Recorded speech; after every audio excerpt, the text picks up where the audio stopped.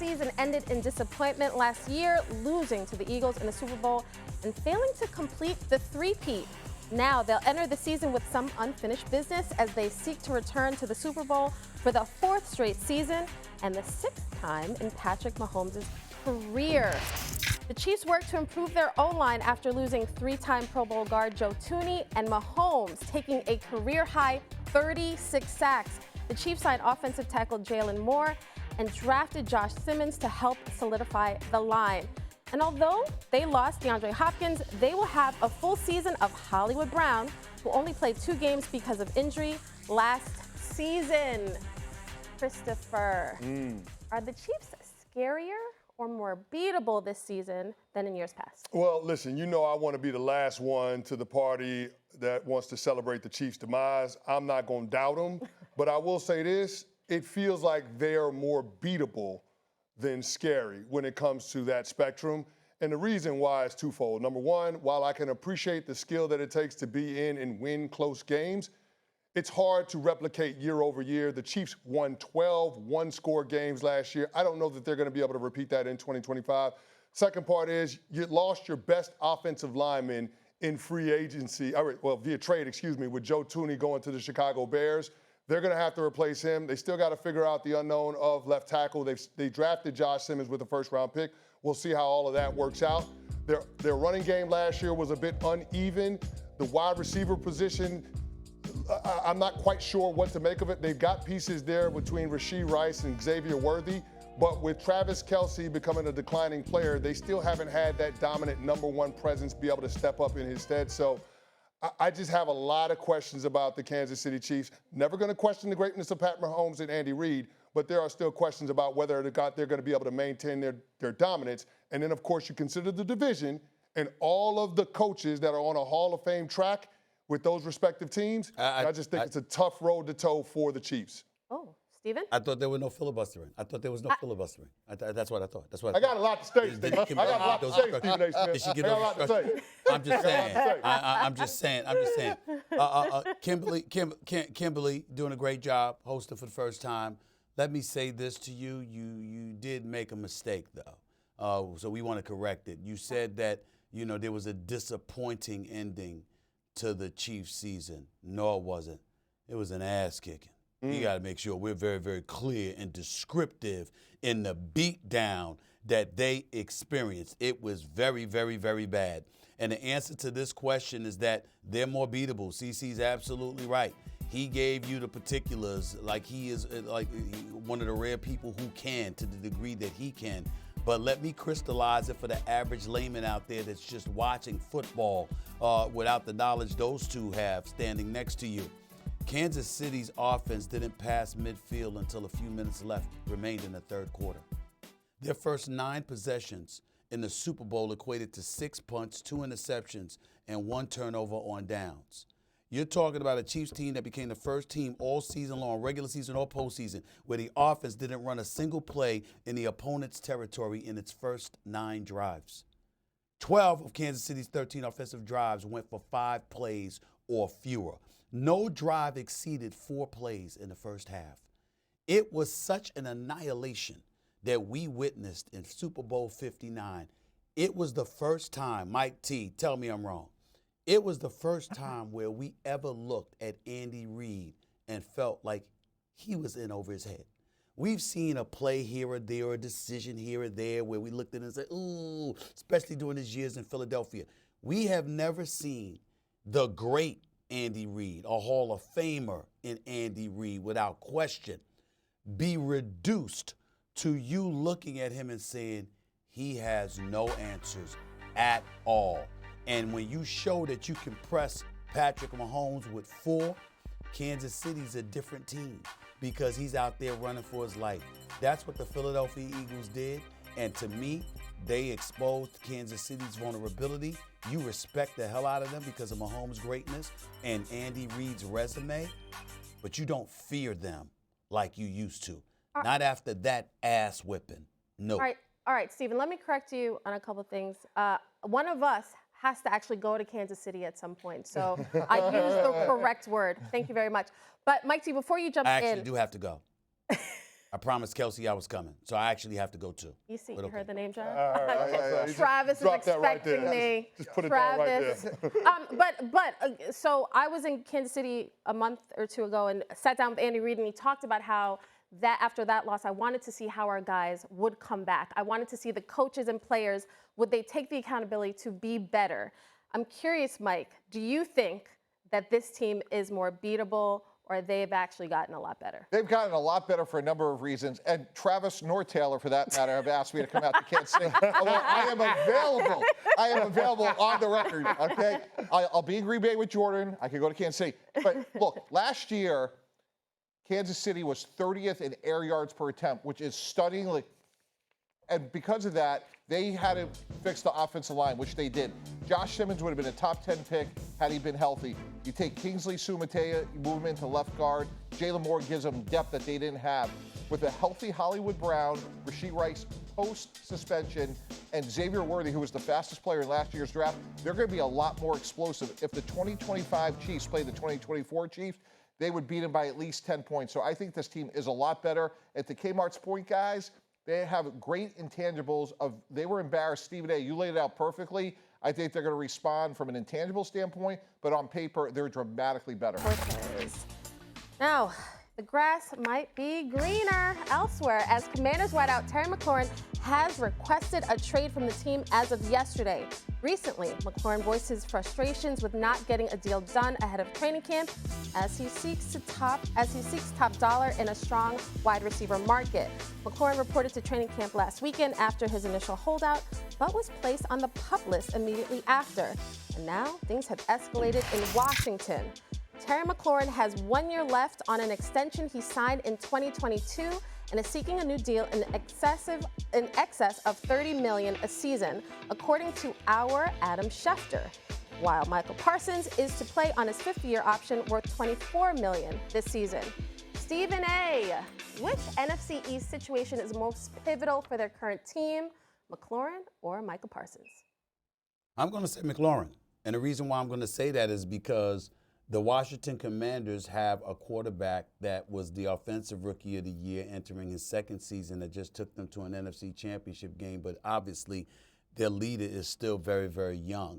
And the absence of McLaurin will essentially be asking him to do even more than he's already been asked to do. And that's a lot to put on the shoulders of a second-year player, particularly at the quarterback position, when you've stripped him of his best weapon. That's one. The other reason I would say it's this situation instead of the Cowboys with Parsons is because even though the Parsons situation is unfortunate and needs to be fixed and Jerry and Steven need to step up and get it done, the reality is that you paid Dak Prescott. He's the highest paid quarterback in the National Football League. Ain't nobody else getting paid $60 million a year but him, okay? You got CeeDee Lamb at $136 million. You just acquired George Pickens from the Pittsburgh Steelers. So we're looking for the Dallas Cowboys to be a juggernaut offensively, okay, which could offset the pain of not having Micah Parsons there, but also the attention is still going to be primarily on Dak Prescott and what that offense does, particularly with Brian Schottenheimer being your new head coach after you let go of Mike McCarthy. So I'm looking at it from that standpoint, and I'm saying, looking at both situations, it's clearly that McLaurin being gone from D.C. could have a far more detrimental effect on the Commanders than Parsons being gone from the Cowboys, even though neither is a good scenario. Kevin, I'm glad you're back for the segment. What do you think?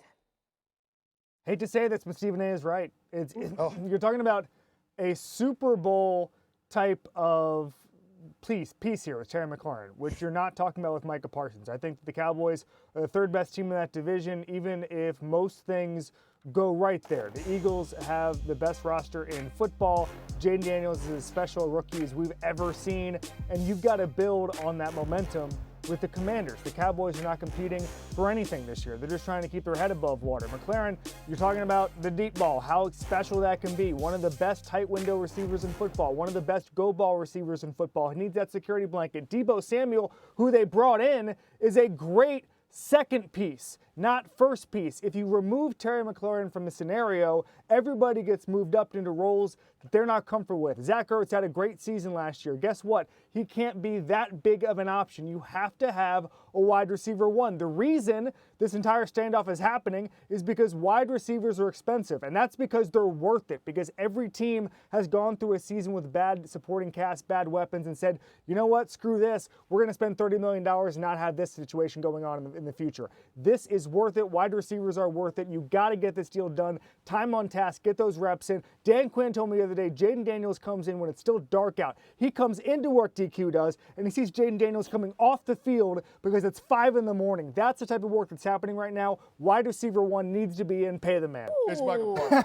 What are we talking about? Wow. Micah Parsons is the best player in this conversation. Micah Parsons is the best player on either one of these teams. Like, I don't understand what we're talking about right now. The Dallas Cowboys, I understand what last season looked like, but we have to understand Dak Prescott was hurt from week 10 on.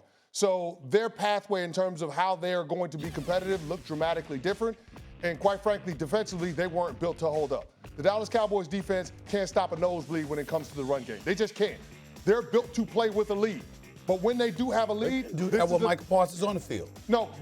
Well, they didn't have the quarterback, too. So, I mean, there's a big part of that. There was a lot of... I'm just saying they're not successful against the run, even with him on the field. But that's my point, though, Stephen. You're making my point for me. They're built to play a specific way. They're built to play with a lead. They're built for their offense to be high octane and be able to dictate what the opposing offense does based on the scoreboard.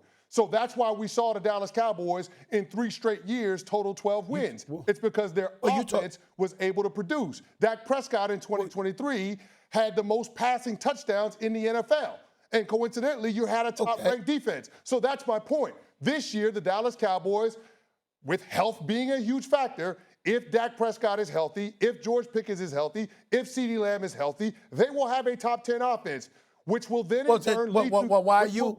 Go ahead. Well, why are you engaging in selective amnesia when you sit up there, you started off the show raving about Terry McLaurin for 20 minutes? You understand? So who's making whose point? You're the one that talked all of that stuff about him and what his value was to the Commanders, and now here you are saying you don't know what we're talking about? Well, damn it, half our soliloquy came from you and what you said an hour ago. What are you talking about? 20 minutes. He's right. You said it. You were. 20 minutes exactly. I said it relative to the value of Terry McLaurin to the Commanders. That's right.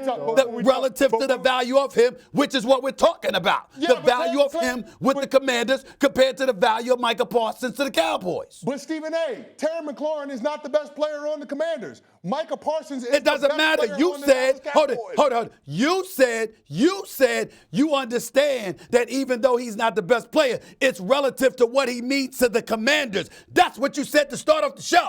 You didn't talk about him being the best receiver in the game. You also talked about overpaying them. And certain dudes deserve to be overpaid because of what they mean to their specific situation. And now here we are, an hour later, You didn't even wait a day. You didn't even wait until you got on sports like tomorrow morning. The next hour on the same damn show, you gonna contradict yourself. Who are you talking about? You don't know where we getting this from. We got it from you. Christopher, he has a point. He has a point. Hold on, Kmart. Yes? The lovely Kimberly. The lovely Kimberly A. Yeah. Yes. I'm about to say something that you've never heard Make it me quick. say. I was wrong. Okay, clip it. Clip that, Stephen A. please. Clip it. and Kevin Clark are absolutely right. I was wrong. I'm big enough to admit when I'm wrong. I'm big enough to own it. That is I can see the Well, error you're big enough of for a my lot of ways. things. You're big enough for a lot of things. Exactly. You know, you're a house. 6'8", 350 pounds. I'm big enough. I'm enough man to admit I'm wrong in this situation. Well, listen, you know what? Stephen A., the biggest part about why I'm wrong, you and Kevin didn't even talk about. The biggest part about why I'm wrong is because, Stephen A., you know, Kevin knows, I knows, with Micah Parsons or without him, the Dallas Cowboys ain't going nowhere. They ain't going nowhere. They're the third best team in their division. They'll be fortunate not to finish in last place in the NFC East. Dallas Cowboys ain't going nowhere. They not. They got a $60 million a year quarterback that's the third best signal caller in his own division. They ain't going nowhere. CC, I want you to take, Kevin, it's important. You're going to be on the show. Take notes. You know, the man was big enough to admit that he was wrong. That's a big deal. Now, if only RC, Alofsky, Swagoo, Damian Woody, you know, if only these guys could muster up, gumption up the nerve, you understand, to acknowledge when they're wrong, which is a lot. They really, really should acknowledge it. You understand? And they, too, would be as good as CC is in this particular moment. I'm agreeing he was wrong against Stephen A. Learn that, Kevin. It's very important. Learn that. Okay, I'm taking notes. Stephen, Kevin, learn when I'm talking. Let's stop. I'm a little hesitant. You just broke a rule. No eye rolls, Stephen. No rude gestures. No eye rolls. Sorry. Thank you. I'm sorry. I'm a little hesitant to give Christopher the floor because he didn't handle that last topic well. But Canty, I hear you have a hot take you would like to share with the class. Please tell me what it is. A hot take that I'm going to share with the class. Well, I mean, listen, there are a lot of hot takes that I have. I fire them off on my show on Sportsmanlike. Shameless plug, 6 to 10 a.m., ESPN Radio. Okay, we're only a 2-hour show. Let's go. No, I understand. Okay. Hot take. There is no quarterback head coach tandem under more pressure coming into 2025 than Mike McDaniel and Tua Tagovailoa. Absolutely. They are under the most pressure. They've been there long enough, no playoff success to speak of. You're talking about being 3-14 against teams with a winning record, 1-11 against teams above 500 over the past 2 years, and that one win came in 2023 against who, Stephen A? The Dallas Cowboys. That's it. That's it. We're going into year 6 of a quarterback who's only been able to have one season being fully healthy. I'm sorry, but the inconsistency that we've seen from both McDaniel and Tua puts them both on the hot seat, and I can see a world where the general manager, the head coach, and the quarterback are out of a job by season's end. Can I actually bring up another pair? Can I actually, wait 1 second. Can I actually bring up another pair for you guys? Shorter time together, but what about the expectations for Justin Herbert and Jim Harbaugh? Yeah. What do you think, Kevin? Yeah, I was going to name them. I think that the Dolphin situation is the only one where everybody's job is on the line. But as far as expectations go, I got to see Justin Herbert win a playoff game. And I thought Jim Harbaugh was going to be the guy to do it. He has an absolute disaster class last year. I don't think it was his fault. But guess what? I've been saying it's not Justin Herbert's fault for 6 years now. At some point, it's his fault. And at some point, I got to stop making excuses for him. So I want to see that leap from that duo this year. When you got on your resume that you gave up a 27-point lead to Trevor Lawrence and the Jacksonville Jaguars, in a playoff game, there's no getting around that. There's no question. Justin Herbert had to stop the bleeding. He didn't do it, and that's going to be an indelible blemish on his resume until he wins a playoff game. But I'm still going to side with CC on this one with what he's saying. And for the biggest reason of it all that he didn't mention, here's the crime of the Miami Dolphins. These brothers can't play in weather 50 degrees or lower. They can't. I mean, think about that. This is football. This is football. You got Pop Warner kids out there in the rain, the sleet, the mud, the snow, or whatever that play better than the Miami Dolphins. It's embarrassing. That's the real problem here. And listen, it is comfortable down here, no doubt. It is very, very comfortable. The weather's beautiful, and I get that part. But damn it, you got to find a way. You got to find a way to handle your business. You know what profession you in. If you take the Miami Dolphins, the first thing you should do when evaluating the Miami Dolphins, when you see who their opponent is, ask the question, what are the weather conditions? That's all you got to ask. Because with Mike McDaniel as their coach, their resume has shown they cannot perform in less than ideal weather circumstances. That's a crime. You can't have stuff like that going on in the National Football League. These brothers, I mean, please. And by the way, I ain't even talking snow. I'm not even talking freezing temperatures. Notice I said below 50. I'm talking about in the 40s. I mean, damn. You can't play football. It can be clear skies in the 40s, and these brothers on the sidelines. Like they're in a cold plug. All right. Matter with you. Okay, Blue They need to get it together. Okay, I got to leave it there.